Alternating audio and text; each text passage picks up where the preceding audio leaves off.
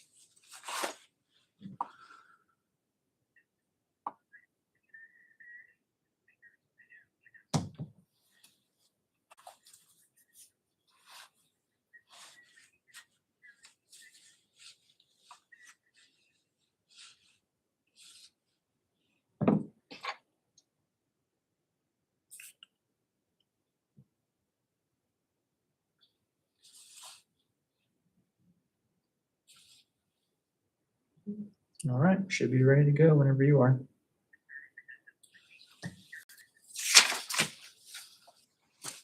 We still got 8 minutes. That time. Let me finish writing down my grade totals.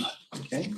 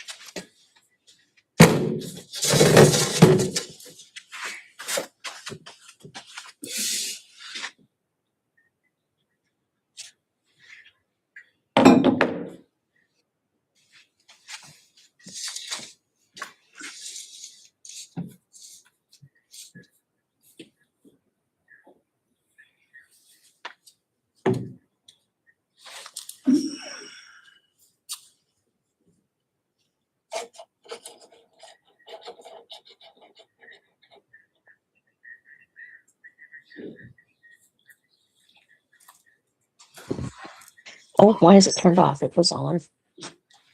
Go.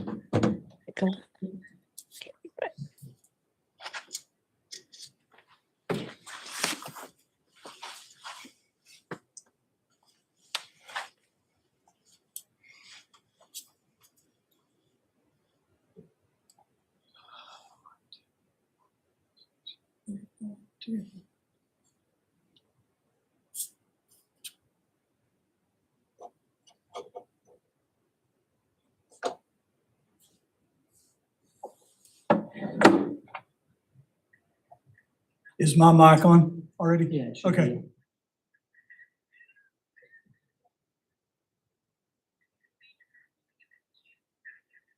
Should be a Teams call open. And YouTube is already up? Yep. So I don't have to click start or anything? I think it's already started. Okay, cool. That's a little table talk for you guys this morning. Okay, I got 3 clocks and 2 of them say 10 o'clock. I don't see Joe on yet.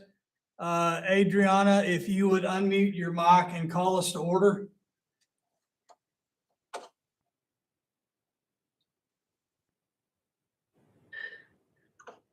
You're not unmuted yet. Sorry. Called us to order at 10 a.m. right on the dot. Okay, 10 o'clock, we are official. All right, I sent out the roster of officers for 26, 27.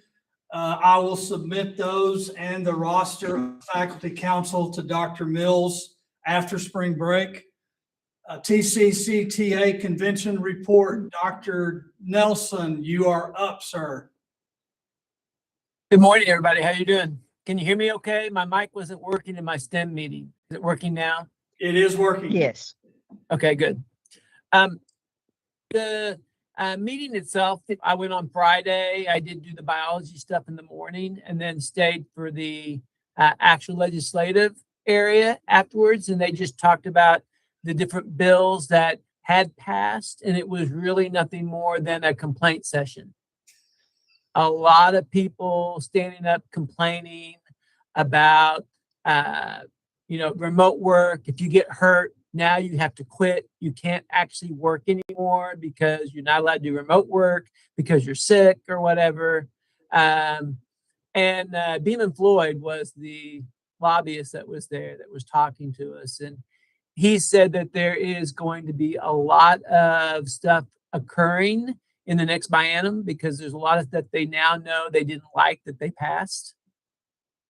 So he said he hasn't heard yet what they're going to do, but he knows that there's been a lot of discussion with the legislature talking about how the effects that happened were not what they expected to happen with what the Senate bill and the House bill did for us. So in reality, there wasn't anything new, which I was kind of upset about. I was hoping he was going to talk about what people were talking about bringing forward for the next biennium, but that doesn't start till January. And he said he has not heard anything from the legislature about what they're planning on doing. And that's really all there was. It was an hour of people gritching about everything going on. And they would like us all to go to Community College Day in Austin. They say that that's a big issue right now, that we need all faculty. The school should just close down and go straight down there and just really complain to the Texas legislature and go and talk to every one of our representatives and just really complain. And that they say that's probably the only reason or way we could actually make a big difference. In that meeting, they had one of the highest number of people attending TCCTA convention this year in the last 3 or 4 years. They're planning on doing the next convention in Austin because they want us to be at the Capitol. So That's really all there was. It was kind of crazy. I was expecting a little bit more information, but there wasn't that much. Do you know when the Community College Day in Austin is? They didn't, I want to say it's always in the summer. It seems like they didn't give me a date, but we can probably look that up pretty easily. But I think if we can go, we all should go. It'd just be a good thing to show support to the TCCTA and to make sure that we can get our voices heard. Okay, thank you, Dr. Nelson. The next issue is we have corrected, and I thank you, Aaron. Aaron, thank you. He has correct. Actually, we were correct. We had the correct bylaws posted, but we had so many working copies that were floating around that several of us had the issue of the dates had been reversed. So the copy that is posted on the website, Aaron verified and I verified, that copy is correct with the notice requirement for the 7 days prior to the meeting, and we have 30 days after the meeting to post the minutes. So we've got that fixed. I thought I had screwed it up, but we got it right. So Aaron double checked all that, and I appreciate that. The next item that was brought up, and Jackie had brought this up, and I remember several years back, and I say several years, this has probably been 4 or 5 years ago, we did a 360 evaluation where our deans did an evaluation of us, but then we also did an evaluation of our dean. Is that something that we want to present moving forward, that we want to see that added as part of every third evaluation cycle or every other evaluation cycle or some other time frame? Is that something that we want to see moving forward? I'll open it for discussion.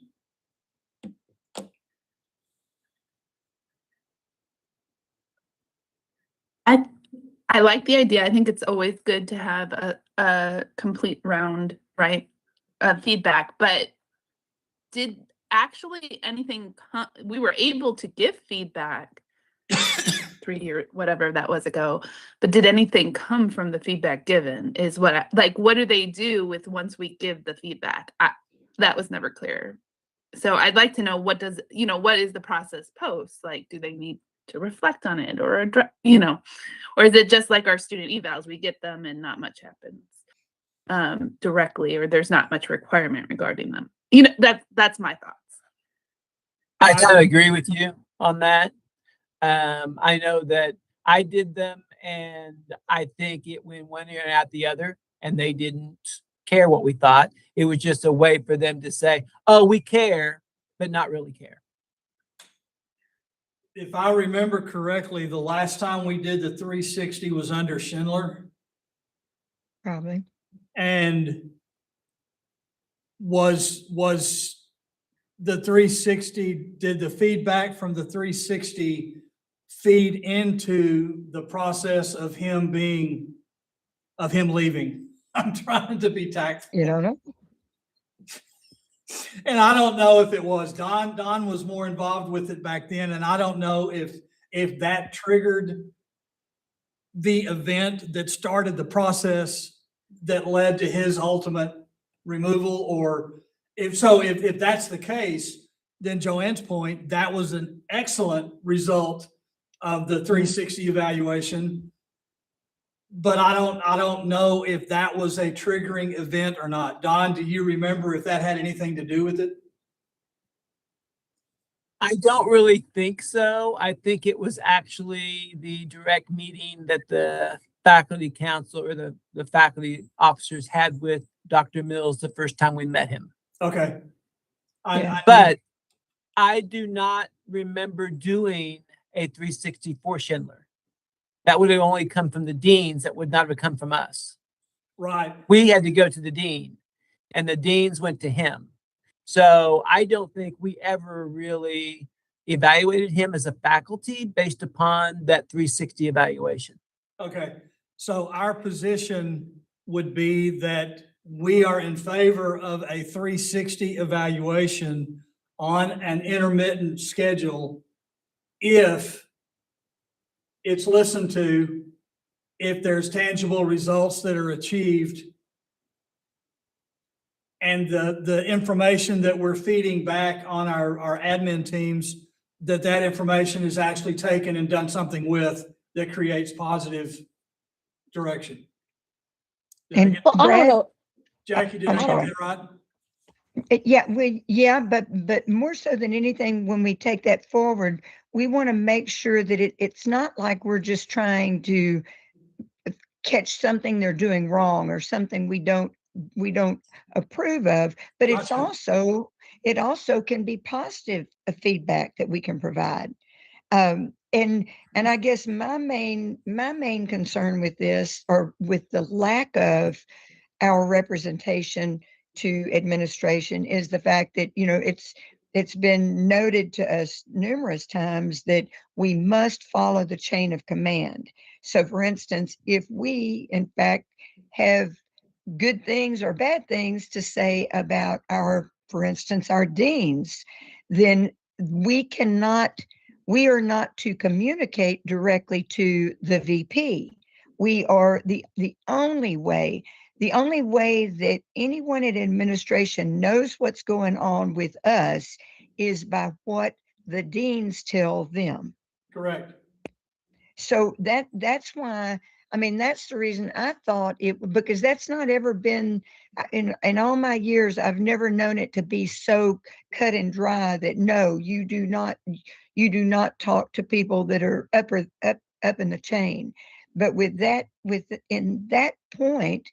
in considering that point, I was thinking that it just would give us all, they would be able to have our input whether they want it or not. Okay. So- Let me take it forward to Irene and as a recommendation, with the understanding that this would be another opportunity for our voice to be heard. Positive and areas that need improvement. And I think we can word that in a way that will be positive. I believe.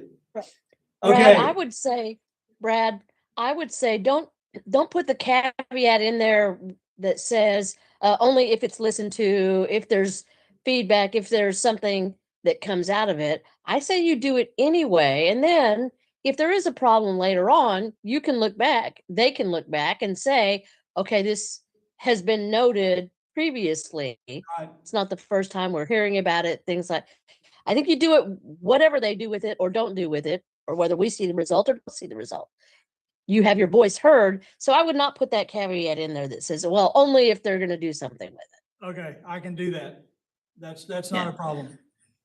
I was gonna say, I do agree, because it is documentation, which for those who are coordinators, after that meeting, that's gonna be a critical thing, to have documentation, right?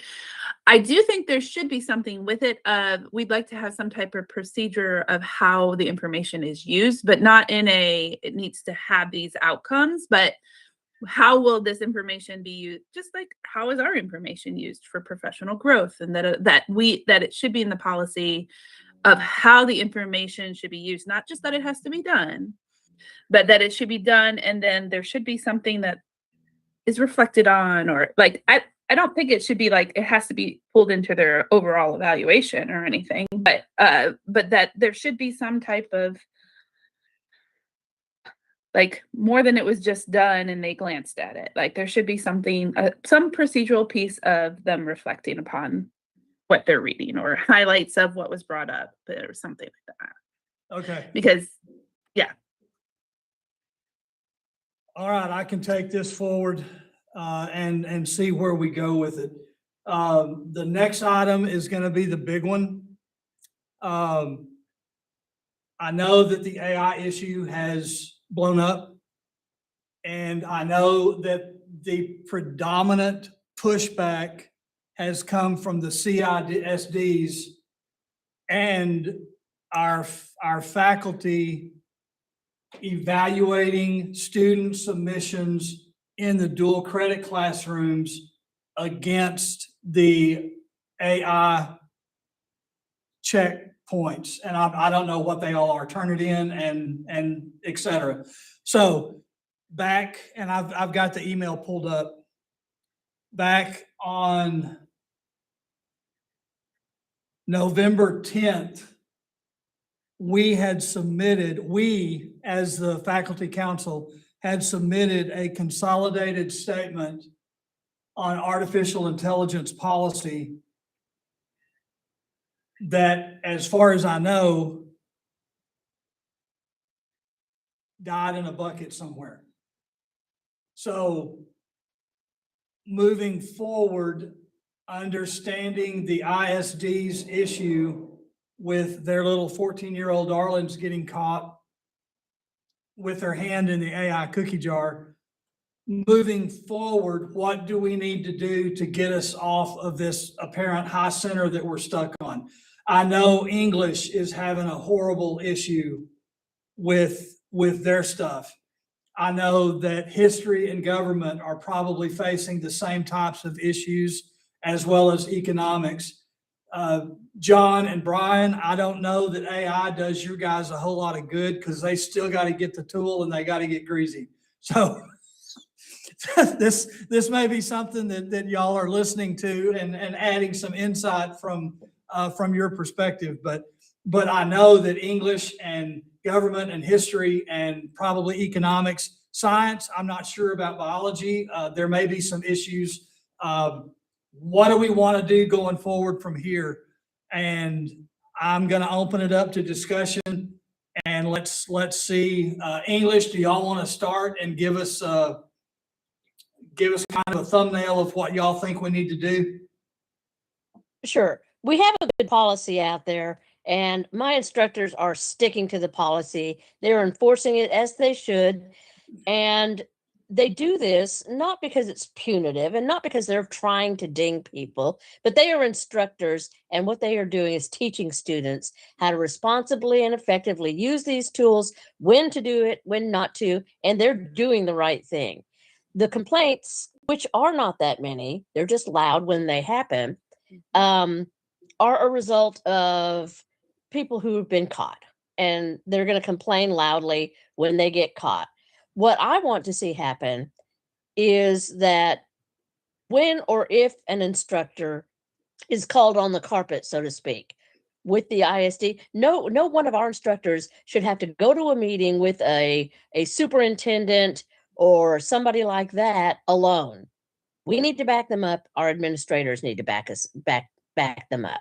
Nobody should have to face that alone. And that's my main issue is I want to see this not as something that's coming down on any single instructor or group of instructors, that we are doing what the policy says, as it says, and for the right reasons. And our council and our administrators need to be there with us and have our backs.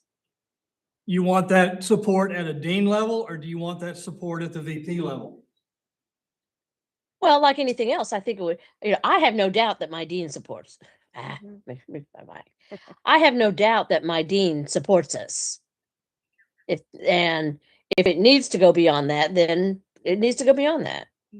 Okay. So we've all I spent think- time, somebody I else think was it's- going to comment. Oh, Joe, I go think, ahead. To the point of who should go or who should be backing us, I think that should be commensurate with the level of the big guns that they're pulling out. If they've got their superintendent there, Mills needs to be there. Maybe, I don't know that for sure. But or at least the VP. Yes. But yeah, Mills, when we had that meeting back in December, he said they were going to do a pilot. They were going to come up with a unified statement. And once we implemented it, he was going to back us 100%. That's what he said. course, he didn't let us take notes or record it. But I think we got enough corroborating witnesses that were there that he guaranteed us that if we were just play ball for the end of that one semester, that he would go to the mat for us to ensure enforcement of a policy once we got it in place. Okay, has anybody been called on the carpet this semester? Oh, yeah, Who answered? Pat. I don't know why my camera seems to be frozen. I don't know why. It's Pat Davis. Okay, But yes, we have had people called out and not backed up, and you know, we're doing exactly what they said. What do you want? And the policy that they have put in place, which I haven't seen anything that says this is the Hill College policy, but the one that they were talking about was the one that we wrote as the English department and that we use. What we were told to put on our syllabi, that's what we do. okay. Let me Is it the take it, parents that's Irene. causing the problem, or is it the ISD themselves? I think it's all levels. It'll start with the student to their parent, to the Uh-huh. teacher, to the ISD, to and so on. See, I have not had that problem myself. I've only dinged a few students at Godly for plagiarism or using AI, but nobody complained about it unless they complained up the chain of command from me, and I got cover from those above me. But I never heard any complaints. Did you fail them or did you give them a chance to rewrite? I gave them. I did exactly what it says in my syllabus. I give them a 0 for the first assignment, and they fail the class if they commit a second offense.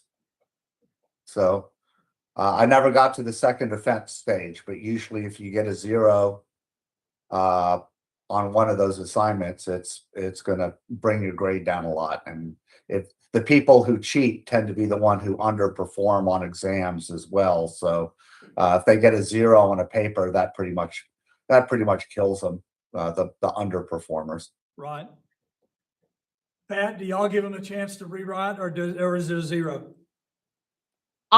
Every time, and I don't mind writing out what I do step by step, but the first action that I take is a message to the student. Hey, I'm looking at and I can, the students can't see the AI Turnitin report. They can see the similarity, but not the AI report. So the first thing I do is message them. I'm looking at the AI report. I download it for them and send it to them. Here's what I'm looking at. Can you help me understand why it's flagged like this? I don't do it. It's not an automatic because it is not always something they have deliberately done. We have a conversation about it. And if it's something they have not deliberately done, they can fix it. Fine. I grade it. We move on. They can do a Grammarly, what's that thing? Authorship report. They can show me their version history. There's ways that they can prove that. I don't automatically give them a 0 because the number's high. We have a conversation. If they can't explain that, or their version history or Grammarly author report seems to show me that they did in fact use AI, then they're going to get a 0. Or if they don't answer me back, okay, Uh-huh. then you get a 0. Mhm.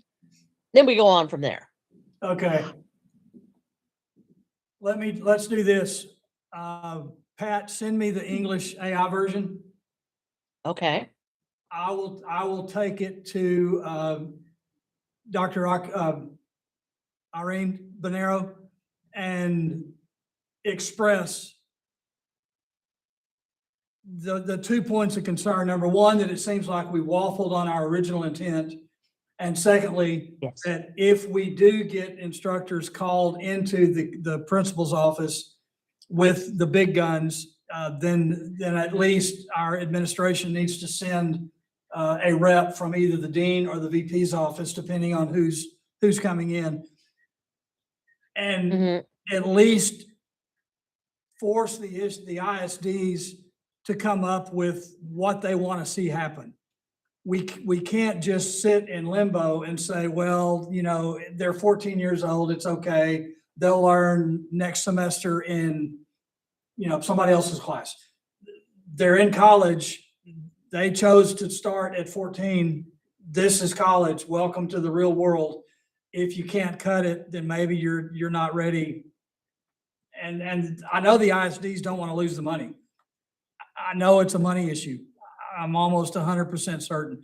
So send me your copy, or send me English copy, and then I'll have a sit down with Irene and see if there's some common ground that we can move forward on and get us off of this stuck point. Yeah. Is that good moving forward? Everybody, thumbs up. Jonathan's got his hand raised. I do. So I have my own 2 cents to add. Am I coming through okay? Yes. Making sure my Yes. mic's working. I never know on these work laptops. So I think part of the issue is less of the policy, because I feel like the policy, especially the one we were given, the one that we were given as a guideline, what the English department has been doing, is extremely clear. It's extremely clear. It's laid out in the syllabus that they're given at the beginning of the semester. The policy is not the issue. In my opinion, the problem is the procedure.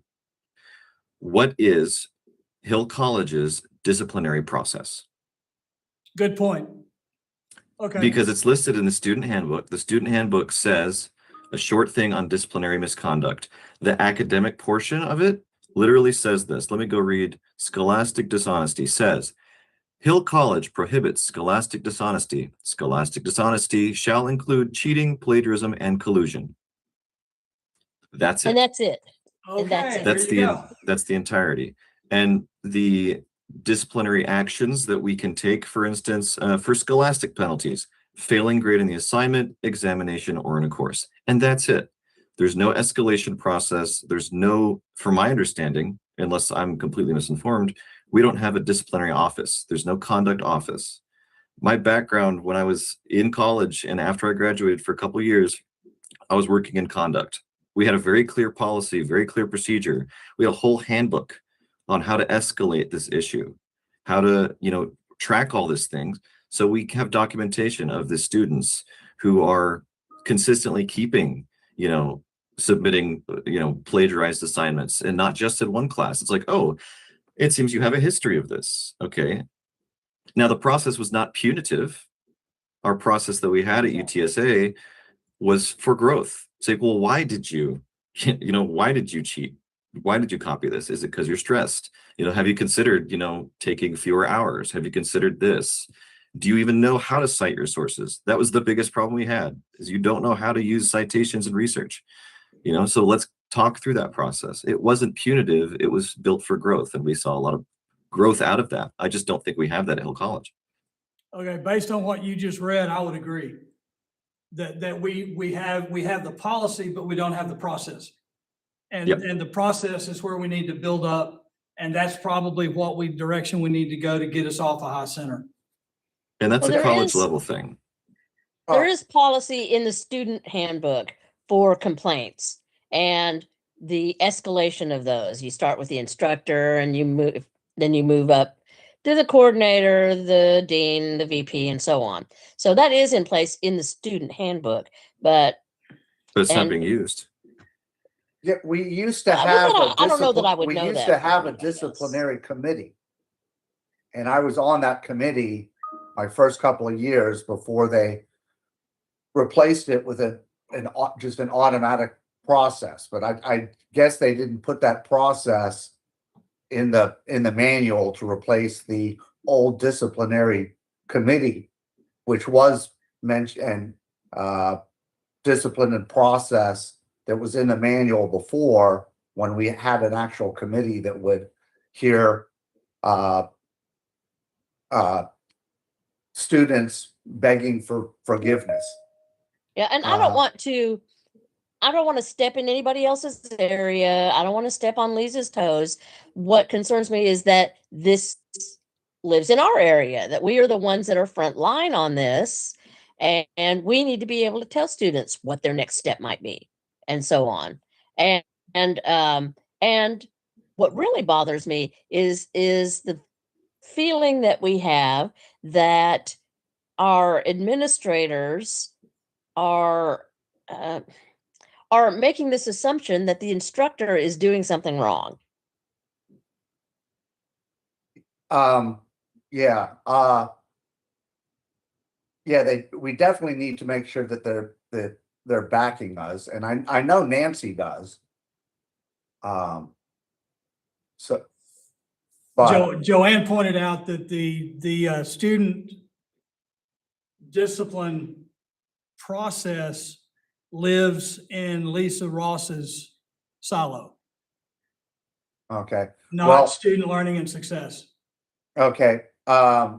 It used to be, and I still have this reflected in my syllabus, that we could refer students to the dean of students for disciplinary action, including a suspension or expulsion.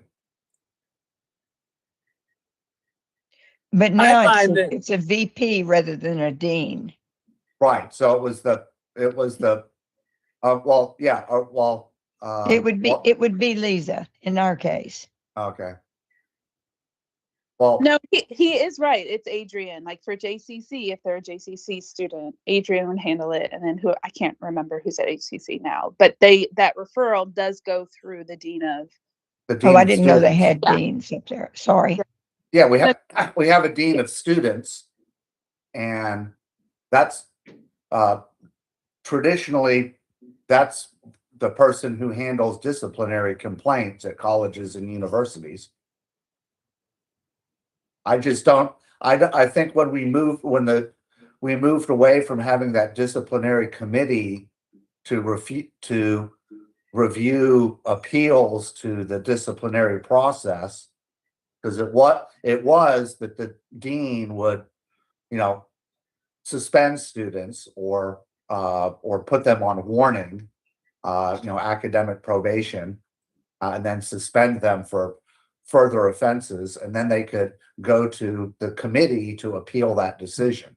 But I think when they got rid of that committee, I think when they changed the policy manual, they got rid of the role of the dean of students as the initial arbiter of discipline enforcing the code of conduct. I think that needs to be clarified. I'm not actually sure, because if you use the retention model, you are able to report academic dishonesty in that retention, and that does go to advising and dean of students. But I don't know that we've been told to do that. I just happened to submit it for a different reason and saw that as an option. Okay, well, that needs to be spelled out in the policy manual, and we probably yeah. with the idea that we should also be able to put that in our syllabus, or syllabi, so that this ties in with, the administration having our back on enforcing our plagiarism and AI. I read an article recently about the AI and the issue with the college. And what they said is that when people use ChatGPT, when they use Claude, when they use Copilot, they think it is their material because they ask for it. It is their material that they can claim it as their own. People who ask it to draw a picture for them, they believe it's their picture. And they say that it's not plagiarism. And that was in an article I read recently that a lot of colleges have issues with, because the students are saying, that's mine. I did that. Even though ChatGPT gave me the information, I made it give me the information. And so they don't understand really what plagiarism is when they use AI. So we need clarification, we need specific process, we need documented policy, and we need clear communication. And support. That sounds like it sums it up. I'm actually Support. reading from what Jonathan wrote, so. Okay, I'll get this. And first first step should be support. We need support first. And then we need, clear communication and processes. Okay. I'll get all of this, and Adriana's been scribbling feverishly trying to get all this written down. So, after spring break, I'll get this all summarized and I'll have a sit down with Irene and express what our concerns are and see if we can lay out, do we want the disciplinary council to come back, or do we want to put it back in the hands of the deans? The dean of students. I don't know enough about it to say that it does or does not exist. Obviously, students, we have residential students in Hillsborough. I'm sure that things happen, and how they get handled, I don't know. I too have served on that committee before. I don't know that it, but the only time we really had to do anything is if there was an escalation of a problem. I don't know if it exists or not, or what that is, but I want to feel, like I said, my main thing is I want to feel like my administration trusts me to do my job correctly and back me up when I do. Okay. I can move Yeah. forward with that. Are Yeah, are I think we the in agreement? biggest- That's what we need to do? I see thumbs up. I see head shaking. Yeah. Okay, Jackie gave me a thumbs up, so that's a good thing. Okay, I will get this summarized and I will sit down with Irene and possibly the dean of students to get input and to give them an idea of where we think the issue is, and that we need clarity, we need communication, we need a firm process, and we need to know that we're going to be backed up if we have to go up against an ISD with a student issue on AI. Okay, anything else under the other discussion that we need to bring up? One thing I wanted to point out, or that it would be good, I mean, if we, and I don't mean to drive this home, but it would be good if starting prior to the fall semester, all of this is ironed out, and not wait until the week before classes start, because the idea of having to make changes to our syllabi when we spend all week long getting those courses ready, and then they make the change on Friday afternoon before classes started on Tuesday. My students had already seen my syllabus like it was. So at that point, I wasn't going to add anything to it, because I'd already had them sign off saying they had a little quiz saying that they'd read it already. Right. So, okay, I'll Okay, shut up now. I'll add a timing component to the mix so that it's addressed in plenty of time to be ready for the fall semester. And it should always be in simple syllabus. They should be automatically there. We don't need to put it in. Right. It should be there. Yes, that should be understood. I'll make sure that's covered as well. Okay, we're 36 minutes in. Anything else before we adjourn? I have a quick question. Sure. I know last fall in one of our meetings, we had brought up the salary, or the faculty salary schedule thing. Do we know if that's been updated? Because I was doing some math and it kind of looks like potentially some of us have been underpaid the last few years because it hasn't been updated. So do we know if they're going to be actually updating that before the fall? I can ask the question. I'm going to go ahead and anticipate what the answer is. HR is shorthanded and they are running behind on key processes. And that is an issue that has probably fallen through the cracks. I will bring it up. I will forcibly bring it up and make sure that they go back and evaluate. Y'all may not know, I spent 26 years in human resources, and payroll was one of the most critical things that had to be right every single time. And with not paying attention to what's posted, I'm shorthanded that's not a good reason. So Aaron, I'll take that forward and get an answer. Anything else need to be brought up? Okay, I'll entertain a motion to adjourn. I make a motion, we adjourn. Don has made it. I need a second. Second. Joe raised his hand. Somebody said second, so we've got it. All in favor of adjournment? Thumbs up. Aye. Any opposed? It's a- Okay, we are officially adjourned. Thank y'all so much. Have a great spring break. We'll see you on the flip side. All right. Thank you, Brad. You're welcome. Bye-bye. Bye-bye.